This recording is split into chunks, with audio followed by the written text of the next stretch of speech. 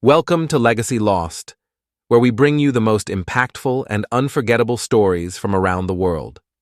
Today, we remember the lives of remarkable individuals whose legacies continue to inspire and resonate. From iconic musicians to trailblazing activists, join us as we celebrate their extraordinary contributions and bid farewell to those who have left an indelible mark on our lives. Stay tuned for a journey through their incredible stories. Kelly Nelon Clarke was a revered figure in Christian and Southern gospel music, known for her inspirational contributions to the genre. As a key participant in Bill Gaither's homecoming events, Nelon Clarke, along with her family group the Nelons, was inducted into the Gospel Music Association's Hall of Fame in 2016. Her vocal talents earned her several Singing News Fan Awards for Favorite Alto and Favorite Female Vocalist across multiple years, including 1980, 1981, 1982, 1987, and 1990. Born in Atlanta, Georgia, and raised in Smyrna, Georgia, Nelon Clarke was introduced to gospel music through her father, Rex Nelon, a well-known gospel singer. She joined the Lefas, now known as the Nelons, at a young age and spent over 40 years performing with the group as an alto vocalist.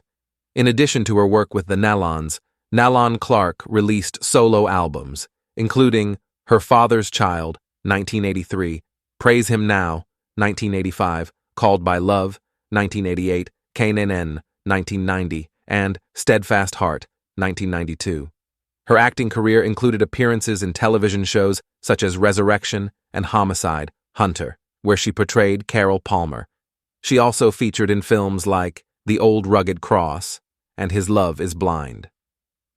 Nelon Clarke was previously married to Jerry Thompson, the former lead singer of the Nelons, with whom she had two daughters, Amber and Autumn, both of whom currently perform with the group. In 2001, she married Jason Clarke, the current lead singer of the Nelons. Tragically, Kelly Nelon Clarke, her daughter Amber Nelon Clarke, her husband Jason, and their assistant, along with the pilot and his wife, lost their lives in a plane crash on July 26, 2024, while traveling to the Gaither homecoming cruise to Alaska. James Barrie Sikking was a distinguished American actor celebrated for his memorable roles in television. Born in Los Angeles to Arthur and Sue Sikking, with his mother co-founding Santa Monica's Unity by the Sea Church, Sikking's early life laid the foundation for his impressive career. He graduated from the University of California, Los Angeles in 1959 and served in the U.S. Army during the Korean War. Drawing inspiration for his acting from his military experiences, Sikking's career began in 1955, but he gained significant recognition for his portrayal of L. Howard Hunter on the iconic 1980 series Hill Street Blues. His role as Howard Hunter earned him an Emmy nomination in 1984. Additionally, he became well known for his portrayal of Dr. David Howler on Doogie Howser, M.D., and later as Captain Stan Jonas on Brooklyn South, for which he won a People's Choice Award in 1998. His filmography includes notable works such as The Competition, Outland, Star Trek III, The Search for Spock, and Point Blank. Sikking's television guest appearances were extensive, featuring in classics like Perry Mason, Bonanza, The Fugitive, and The Rockford Files. He was also known for his role in the 1992 television movie Doing Time on Maple Drive. In his personal life, Sikking married cookbook author Florine Kaplan in 1962, with whom he had two children.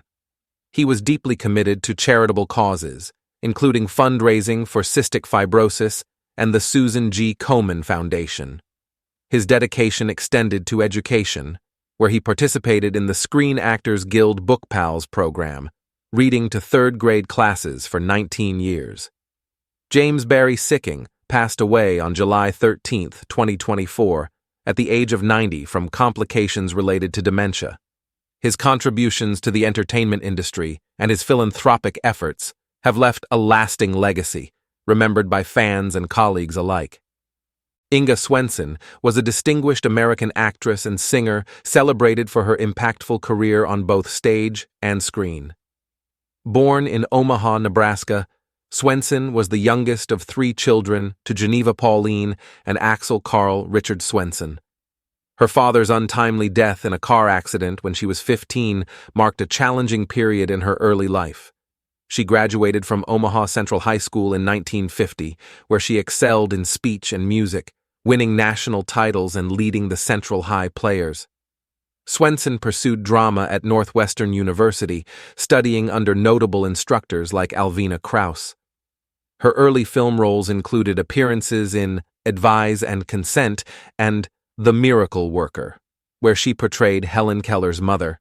A trained lyric soprano, Swenson made her mark on Broadway with roles in New Faces and The First Gentleman, earning Tony Award nominations for her performances in 110, In the Shade, and Baker Street.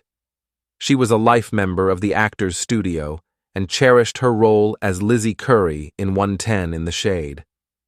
On television, Swenson is best remembered for her role as Gretchen Krauss on the sitcom Benson, where her character's memorable catchphrase, "I hear you," became a hallmark of the show.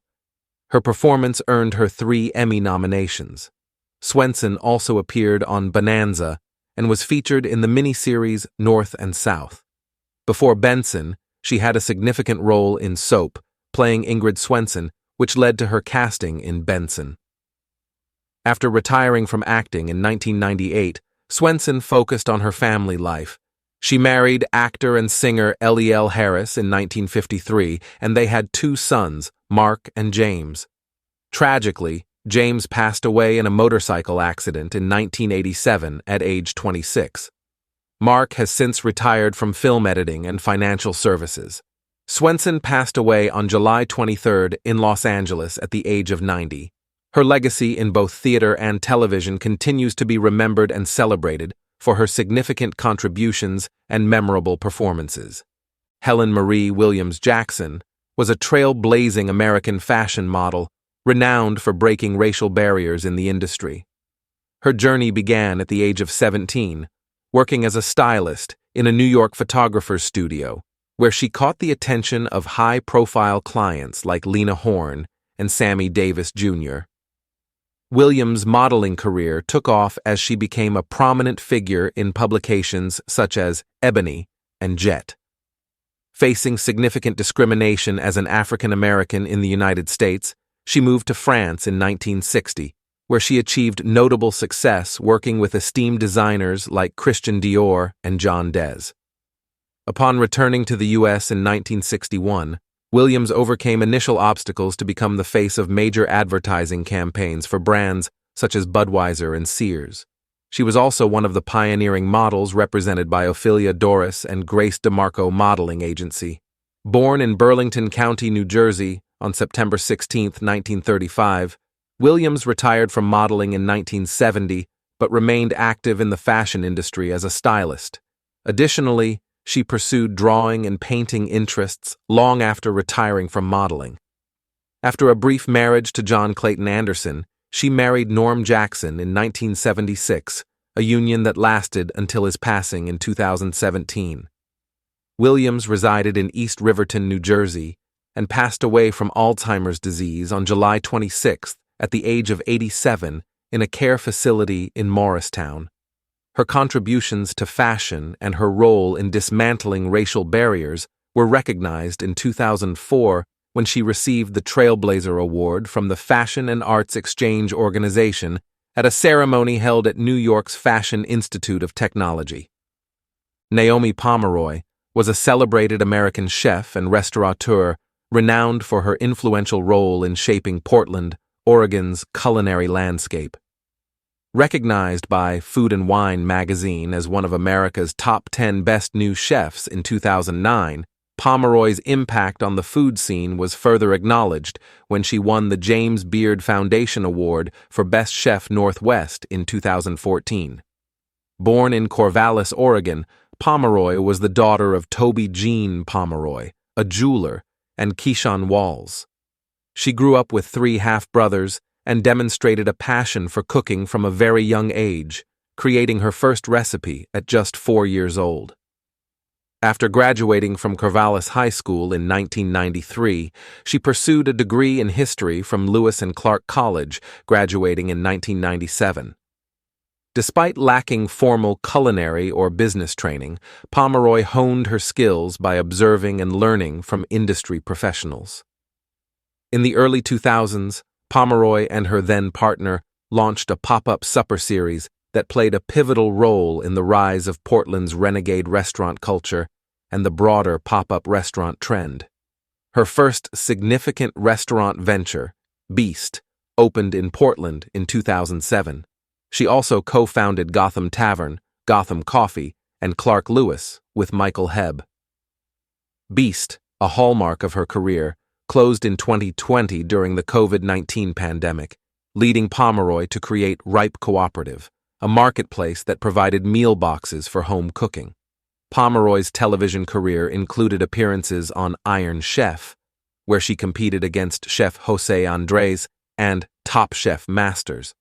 She also served as a judge on Top Chef, Bob's Triple Threat, and Knife Fight. Her 2016 cookbook, Taste and Technique, Recipes to Elevate Your Home Cooking, reflected her culinary philosophy and was well received by readers. Pomeroy was married to Michael Hebb, with whom she had a daughter before their divorce. She later married Kyle Linden Webster. During the pandemic, she co-founded the Independent Restaurant Coalition to advocate for federal support for restaurants and their employees. Naomi Pomeroy passed away from breast cancer on July 27, 2024, at the age of 49, leaving behind a lasting legacy in the culinary world through her innovative approach and dedication to the craft. Georgina Hale. Today, we pay tribute to the remarkable life and career of Georgina Hale, a distinguished British actress whose impact on stage, film, and television spanned 6 decades. Born on August 4, 1943, in Ilford, Essex, Georgina Hale's journey into the world of acting began amidst challenges, including a difficult education. Despite these early hurdles, Hale's determination and talent led her to the Royal Academy of Dramatic Art, where she graduated in 1965.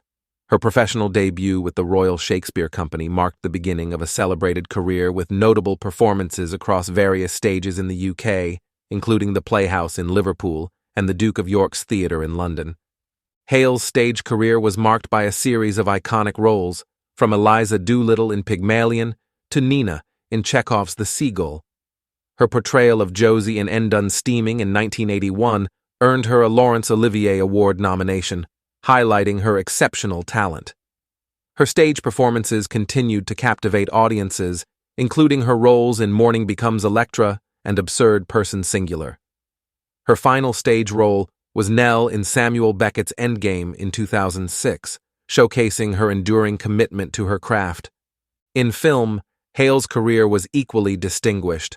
Her debut in An Eagle in a Cage, 1971, set the stage for a series of memorable performances. Her role as Alma Mala in Ken Russell's Mara, 1974, earned her the British Academy Film Award for Most Promising Newcomer to Leading Film Roles. Hale's work with Russell continued in films such as The Devils and Listomania, establishing her as a versatile and compelling actress. Her film credits also include supporting roles in The World is Full of Married Men and The Watcher in the Woods, as well as appearances in Mrs. Palfrey at the Claremont and Cockney vs. Zombies. Georgina Hale's television career was marked by a diverse range of roles, from her early work in Budgie to her portrayal of Ruth Ellis in Lady Killers. She gained recognition for her role as Teabag in the children's adventure series Teabag, and her appearances in series like Upstairs, Downstairs, Doctor Who, and Emmerdale further solidified her place in British television history. Her final television appearance was in HBY City in 2016. Georgina Hale passed away at the age of 80. Her extraordinary contributions to the arts and her ability to bring depth and authenticity to her roles have left an indelible mark on the world of entertainment. Join us as we remember and celebrate the life and achievements of this remarkable actress. Rest in peace, Georgina Hale. Joseph Washington, Jelly Bean. Bryant, an influential figure in the world of basketball and coaching, was born on October 19, 1954. Bryant's journey from a standout player to a respected coach left an indelible mark on the sport. His career began with the Philadelphia 76ers, where he played alongside NBA legends such as Julius Erving and Doug Collins. During his time with the 76ers, Bryant was part of the team that reached the 1977 NBA Finals, showcasing his talents on a grand stage. Following his tenure with the 76ers, Bryant continued his career with the San Diego Clippers and the Houston Rockets. He also made significant contributions overseas, playing for various teams in Italy and France from 1982 to 1992. Bryant's impressive career extended beyond his playing days as he transitioned into coaching. His coaching career was diverse and international, with roles in the WNBA, Japan, Thailand, and various ABA teams. His leadership was notably felt with the Los Angeles Sparks, where he initially served as head coach from 2005 to 2007 and returned for the remainder of the 2011 season. Bryant's impact on the game extended through his co-coaching roles in both the men's and women's leagues globally. Despite his success on the court and sidelines, Bryant's greatest legacy may be his family. His son, Kobe Bryant, followed in his footsteps, achieving legendary status in the NBA before his untimely passing in 2020. Joseph Bryant's passing on July 15, 2024, at the age of 69, marks the end of a significant chapter in basketball history.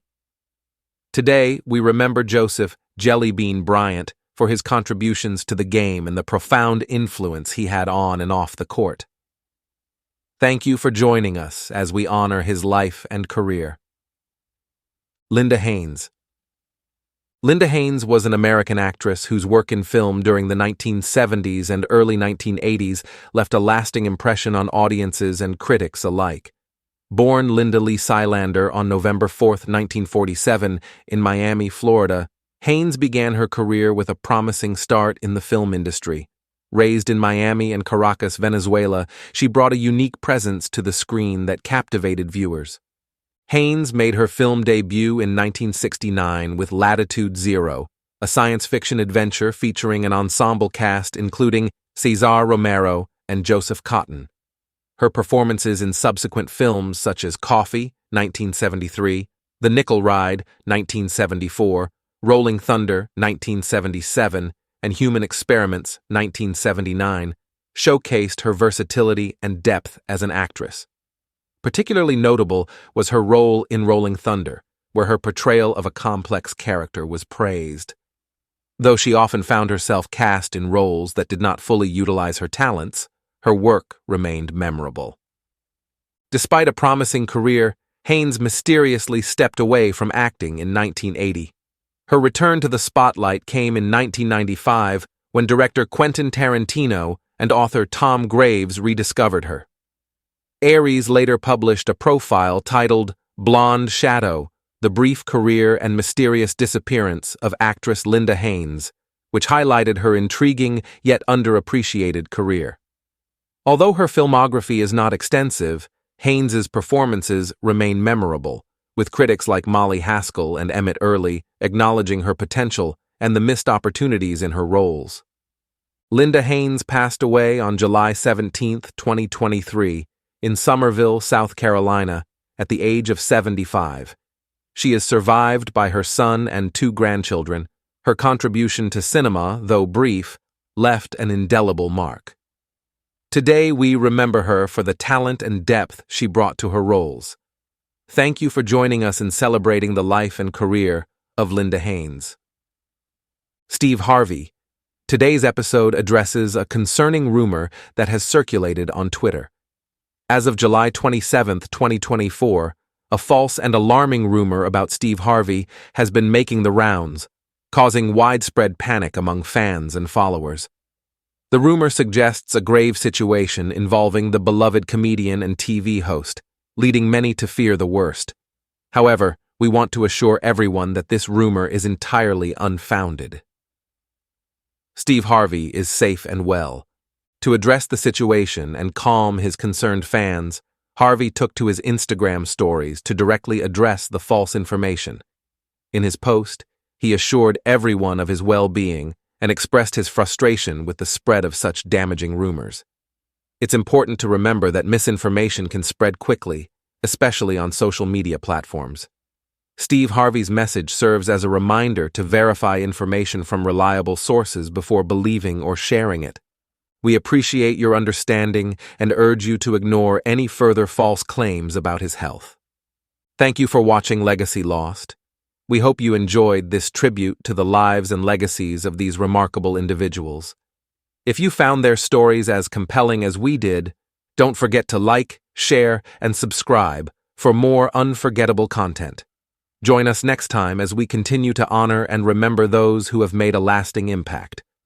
Until then, take care and keep celebrating the memorable ends of extraordinary lives.